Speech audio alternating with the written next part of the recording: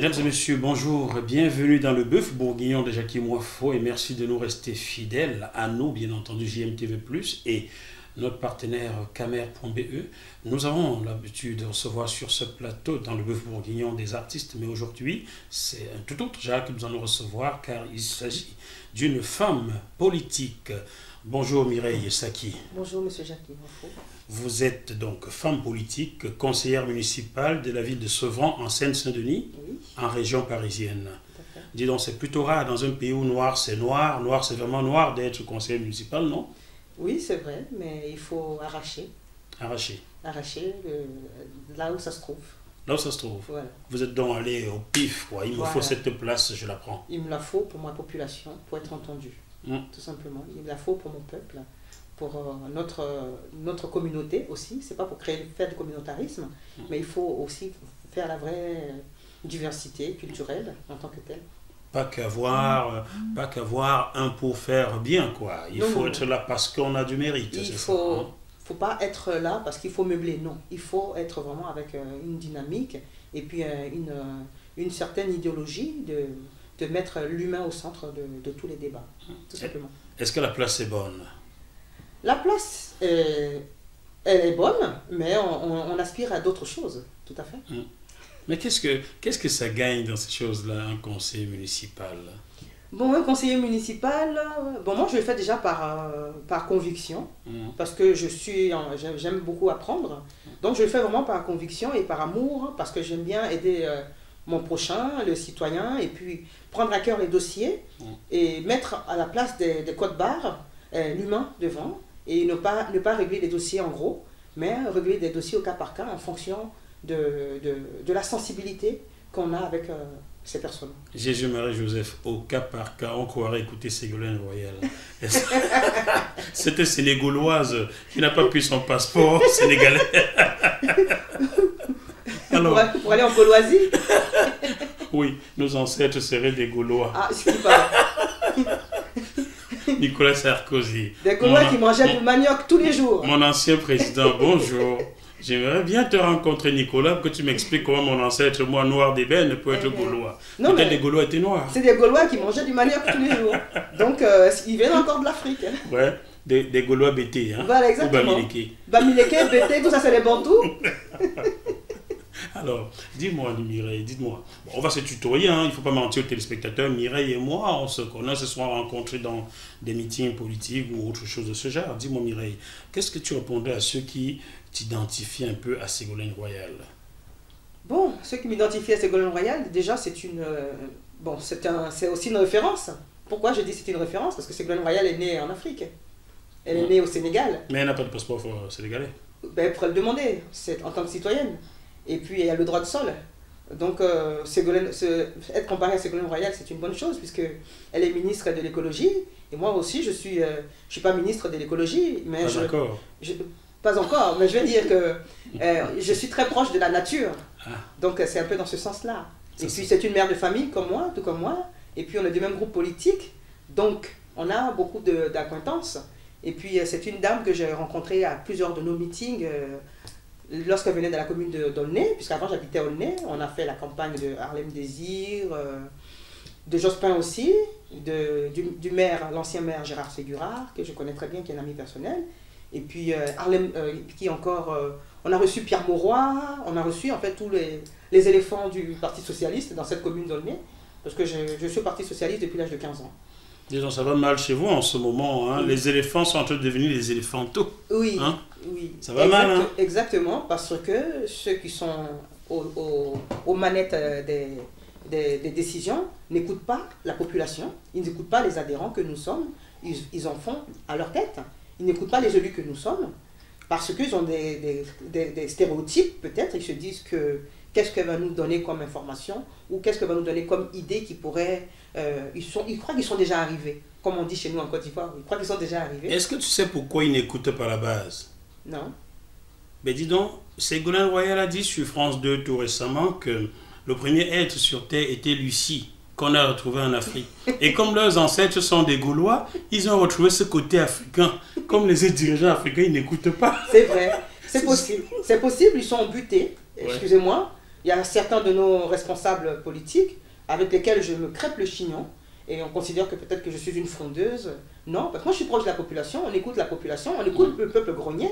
Et c'est ce que je dis à nos responsables du Parti Socialiste. Je leur dis, n'eût été le renfort des Africains français, François Hollande n'aurait pas eu 51%, qui est en même temps le score parallèle du président Laurent Gbagbo. Parce que Gbagbo était élu aussi à 51%, mais la France n'a pas reconnu ces 51%. Par contre, François Hollande a eu le même taux de pourcentage aux élections, et lui, il a été reconnu par le Conseil constitutionnel. Oui. Bon, c'est une question de 51%, mais ça dépend du continent où ça se trouve. Je te fais remarquer que c'est la même France qui, hier, n'a pas bafoué la constitution ivoirienne en délogeant Laurent Gbagbo. C'est cette France-là qui, aujourd'hui, ne veut pas aller à l'encontre de la constitution gabonaise. Deux poids, deux mesures. Un paradoxe. Un vrai paradoxe. Un vrai paradoxe. Alors, tu as évoqué Laurent Gbagbo, on te sait proche du courant Gbagbo. Je t'ai rencontré dans plusieurs meetings activistes pro-Gbagbo. Oui. Aujourd'hui, tu souhaites te présenter aux législatives en tant qu'indépendante en Côte d'Ivoire. Ne crains-tu pas les représailles du pouvoir en place en te présentant? Non, je ne crains pas les représailles du pouvoir en me présentant, parce que je suis candidate indépendante et je dépends du peuple, de ma population et de mon village. Donc c'est une élection locale, c'est un rendez-vous entre un élu, une élue et sa population.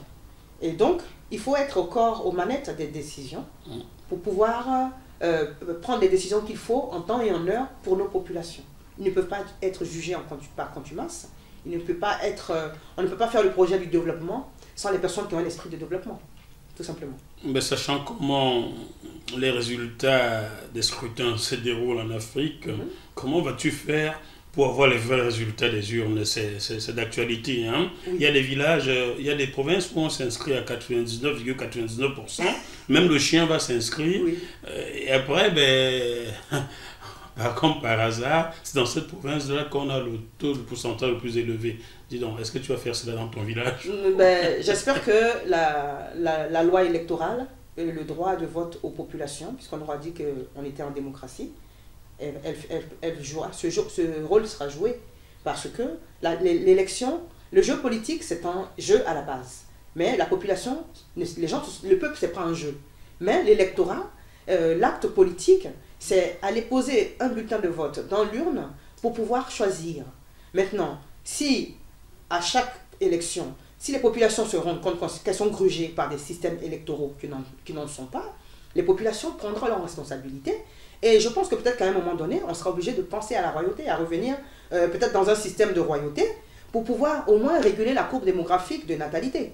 Parce que à chaque élection, on doit ramener des munitions pour détruire toute la population. Ce n'est pas des cimetières que les nouveaux élus vont gouverner, parce qu'apparemment, ils marchent sur les corps de leurs soi-disant électeurs pour pouvoir arriver au palais, à l'Assemblée, pour pouvoir arriver dans leur palais de porcelaine. Moi, j'appelle ça palais de porcelaine parce que tout est cassable.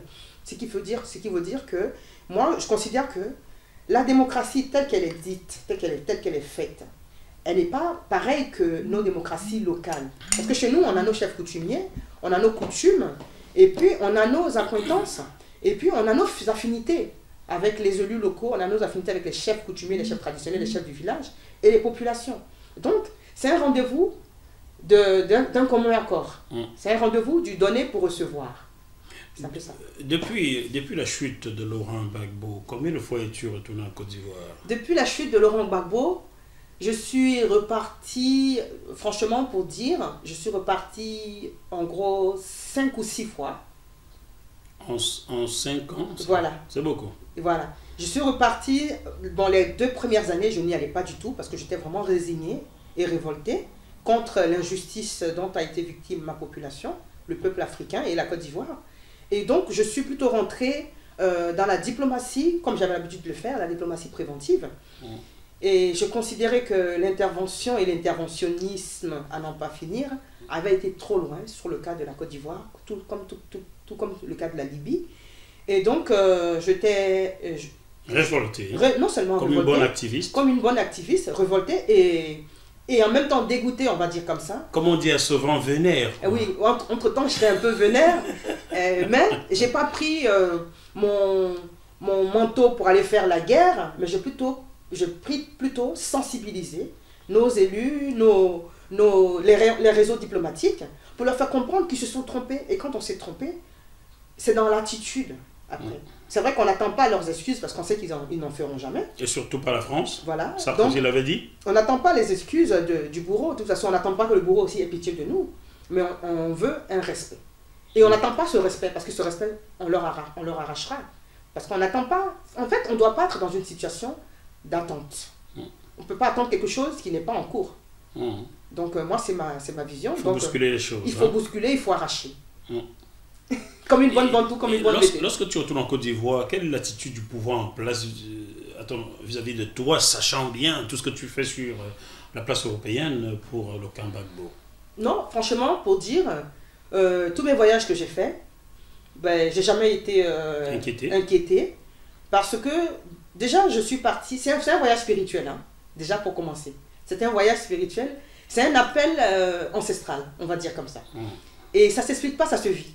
Quand le temps est arrivé, il y a une voix qui m'a dit, va, c'est le temps qui est arrivé pour que tu repartes en Côte d'Ivoire. J'ai dit, mais je n'ai pas encore fini avec le problème de la haie. Ils disent, mais si on le libère, il va où? Si le pays n'est pas arrangé. C'est quelque chose qui est assez forte. Vous imaginez, demain matin, on libère le président Gbagbo. Et il a toujours dit, il ne veut pas rester en France ni dans un autre pays, il veut repartir chez lui. Et là est le point d'achoppement, voilà. Parce que s'il l'avait accepté, hein, il faut qu'on le dise, je le dis sous ton contrôle, si je me trompe, dis-le devant cette caméra, Laurent Gbagbo, on lui a proposé de reconnaître sur un papier qu'il avait échoué aux élections en 2010, s'il reconnaît, on va le libérer, et il a répondu aux gens non. C'est pas parce que vous m'avez mis en prison que je vais trahir mon peuple et mon pays. Je suis resté longtemps en exil, je n'ai jamais trahi, je ne signerai pas un faux papier parce que je veux être en liberté. Si je me trompe, tu peux me corriger. Oui, tout à fait. Les conseillers qui étaient auprès de lui me l'ont confirmé qu'il a refusé de signer parce qu'il a la conviction du juste. Et donc, il croit en la justice et que justice soit faite. Et si justice n'est pas faite, je pense que chacun de nous en tirons les leçons de ce genre de justice qui emmène des gens soi-disant justiciables, mais qui crée une démocratisation de l'injustice. Chers téléspectateurs de JMTV+, vous comprenez donc pourquoi Laurent Gbagbo est encore en prison. C'est parce qu'il a en lui cette conviction de justice qu'il reste en prison. Il aurait tripatouillé comme on lui demande, comme certains pays. Suivez nos regards, n'est-ce pas, lui demandait. Même aujourd'hui, il acceptait de faire cette forfaiture-là, qu'on le libérerait, mais cet homme de conviction refuse tout simplement de trahir son peuple. Alors, dis-nous, j'ai encore deux questions pour toi, Mireille, avant qu'on se sépare. Pourquoi as-tu, comme ça, décidé de te présenter aux législatives dans ton pays, sachant que tu es contre le pouvoir en place aujourd'hui? Et ce n'est pas sans risque en Afrique, il faut bien préciser. Je vais même revenir un peu sur la genèse. Pourquoi déjà j'ai décidé de me présenter en tant que candidate aux élections législatives, aux élections municipales en France, déjà pour commencer?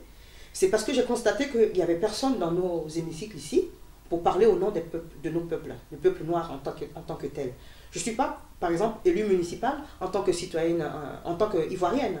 Je suis en tant qu'africaine et panafricaine.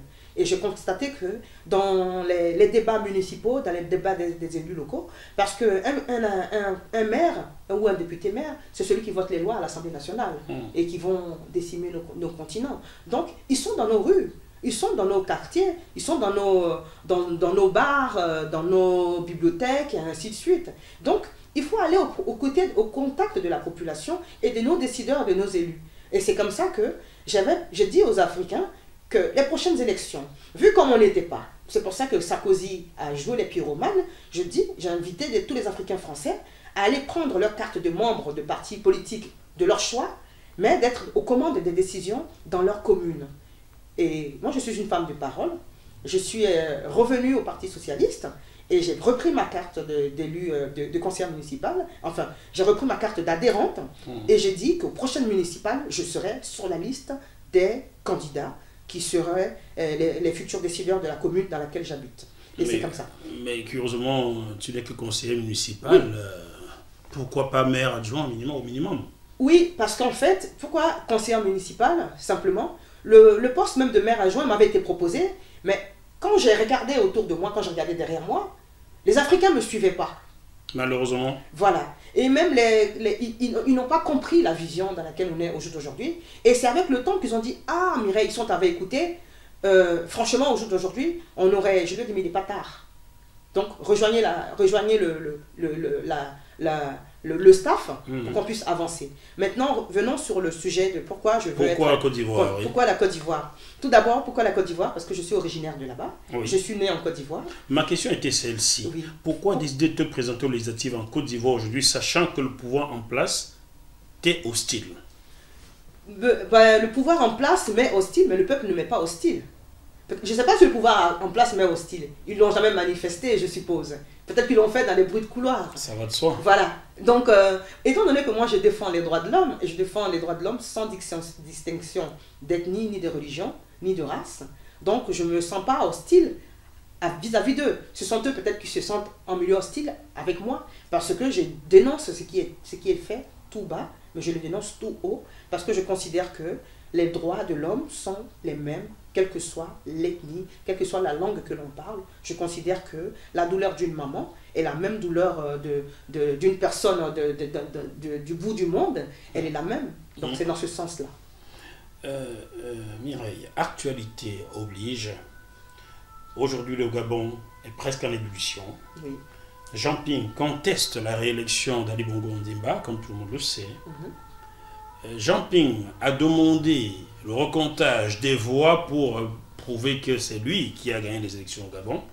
Le même Jean Ping, à la tête de la Commission africaine hier, refusait ce recomptage à Laurent Gbagbo, qui est votre personne, comme on dit dans le jargon africain. Pour vous, est-ce que Jean Ping a gagné les élections au Gabon ou pas? Bon, pour nous... Non, pour toi. Pour moi, franchement, en tant que... Comme j'ai l'habitude de tenir des bureaux de vote, donc si on doit parler au niveau des statistiques et du taux de vote et de l'électorat, en fonction du nombre d'inscrits, par exemple, la circonscription du Haut-Ogooué, où Jean Ping a eu un score soviétique, où Ali Bongo a eu un score soviétique, je considère que... Ou congolais? Oui, ou congolais, oui. C'est vrai, ou congobo même, on peut dire, parce qu'ils sont beaux, ils sont pas tous laids. Donc, à ce niveau-là, je considère que, moi, cet aspect de ce pourcentage très élastique, qui part du rien au tout, pour moi, cela me dérange en tant que personne qui gère des bureaux de vote et qui fait des statistiques, qui calcule en fin de journée en fonction du... Moi, ce bureau de vote-là, j'aimerais bien, que même la diaspora, que nous repartions là-bas, que nous fassions les comptes simplement du Haut-Ogooué. Même si les gens nous disent que oui, on n'a plus tout l'effectif des observateurs pour aller compter, mais le Haut-Ogooué, mais ça me parle, le Haut-Ogooué. Le score d'Ali Bongo d'aujourd'hui a fait du Haut-Ogooué, mais une région où moi je considère qu'il faut que je visite cette région. Parce que quelle est cette région où 99% des populations, ce sont les... Mais j'aimerais bien voir les vidéos du jour du vote. La file d'attente, elle devait aller jusqu'au fleuve. Pour pouvoir avoir un score de ce genre. Alors pour toi, est-ce que Jean Ping a gagné les élections au Gabon? Bon, si on doit se baser sur le taux de vote du Haut-Ogooué, je pense que c'est triste à dire. C'est triste à dire et c'est pathétique. C'est pathétique pour les personnes qui aspirent à gouverner nos peuples, parce que je considère qu'il faut faire la politique autrement. Je considère qu'il faut faire la politique autrement. Et si on doit se baser sur si c'est le résultat du Haut-Ogooué qui fait que Ali Bongo est président de la République du Gabon, je souhaiterais simplement qu'il y ait un nouveau scrutin local entre Jean Ping et Ali Bongo dans le Haut-Ogooué simplement. Qui fasse une campagne locale de 3 semaines et puis on va voir qui aura vraiment gagné. Parce que c'est cette circonscription qui a donné ce score soviétique, parce qu'il n'eût été le Haut-Ogooué, Ali Bongo n'aurait pas été président puisque ses résultats n'étaient pas à la hauteur par rapport à ceux où Jean-Ping était déjà avancé. Donc si c'est le Haut-Ogooué qui pose un problème, il faut retirer les résultats du Haut-Ogooué et revenir sur le taux du jour avant les résultats pharaoniques du Haut-Ogooué qui sont sortis 3 jours après, pour que le peuple qui ont voté pour Ali Bongo ou qui croient avoir voté ou qui pensent qu'ils ont voté pour Jean-Ping, qu'il y ait soit une réélection, une élection ou un recomptage du Haut-Ogooué constitutionnellement. Et cela, moi, je souhaiterais que ce soit porté devant l'Union africaine. L'Union africaine, bien. Décidément, Mireille Saki a mangé le bois, elle a déjà la langue de bois, elle ne veut pas prononcer un nom. Mireille Saki, pour toi, est-ce que qui d'Ali Bongo ou de Jean-Ping a gagné les élections au Gabon? Juste un nom. Juste un nom, c'est assez... Moi, je considère... Moi, je suis constitutionnaliste. Hein. C'était juste un nom. Hein? Le Conseil constitutionnel a dit que c'est Jean-Ping qui a gagné, que c'est Ali Bongo qui a gagné les élections. C'est un lapsus révélateur. Mais j'ai dit pour toi, pas pour le Conseil constitutionnel. Non, mais pour moi, je considère que c'est Jean-Ping qui a gagné les élections. Ouf. Ce fut difficile pour qu'on le prononce. Oui, c'est au forceps pour ressortir. Je considère, si on doit se baser sur les résultats de Haut-Ogooué, je considère que Jean-Ping, sa victoire lui a été volée. Voilà. Très bien. Mireille Saki, nous vivons, toi et moi, dans cette France, pays, dans cette belle ville de Paris, ville de lumière, érigée par les philosophes de lumière l'autre fois. Malheureusement, Paris ou la France ne traite pas les humains en Afrique comme ils le mériteraient. Pour toi, est-ce que les droits de l'homme sont devenus des droits des chiens?